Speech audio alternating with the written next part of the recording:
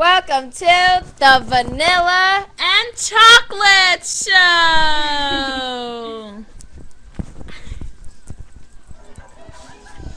So, Trish, what's everyone talking about on the streets lately? Well, a lot of people have been questioning our government and whether or not we should trust them anymore. Right, I've heard about that. Do we know what they're lying about? Well, so far we doubt that the U.S. ships were actually attacked. Some believe that the U.S. just wanted an excuse to go to war with Viet Cong. Right, the U.S. did claim that the ships were shot at, but in reality we think that they hated them so much that they just wanted to start another world war. Why do you think they did this? Well, there are many theories, including the domino theory. Yes, our government is always scared that communism will take over. Yes, well, our government was afraid that if Viet Cong became communistic, then their surrounding countries will also be communist too. Our government seems to keep making the same mistakes as before. That's because we are so protective of spreading and maintaining democracy. Yeah, so a lot of people are really upset about the Kent State Massacre and how many innocent lives were taken away. Isn't that like the My Lai Massacre? What's that? This is when the government was so unconstitutional because it was set up by the U.S. government, and our troops killed and raped hundreds of innocent people.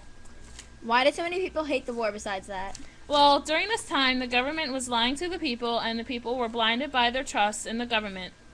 Yeah, right. Most people now have no idea who's telling the truth and who they should believe, either the government or the Pentagon Papers. The Pentagon Papers were papers that showed people that the government was lying about the Vietnam War, and the three biggest lies were in the Gulf of Tonkin, and the U.S. said that they did attack, but the papers claimed that they didn't attack.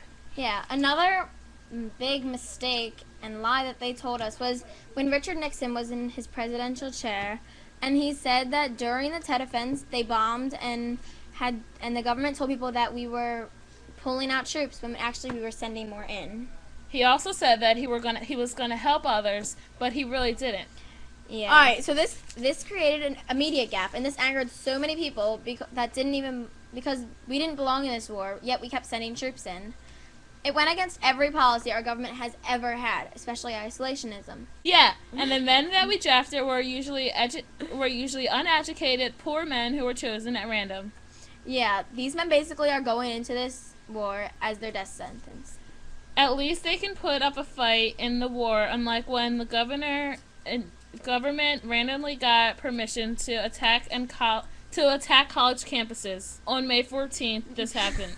Government said that the USS Maddox was in the Gulf of Tonkin. Then the Vietnamese attacked one of 4 U.S. ships. Because of this, we were angered with them and wanted to fight this and killed so many of our young soldiers. So what do you remember hearing about this Tet Offensive?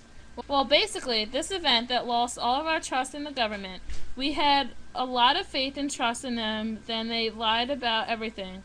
18 Viet Cong were assembled during the New Year's, aka Tet, that took out the U.S. Embassy and made the U.S. look really stupid and bad. So as you can see, our government is becoming less and less unconstitutional with their actions. Thanks for watching. See you next time on the Chocolate and Vanilla Show. Bye.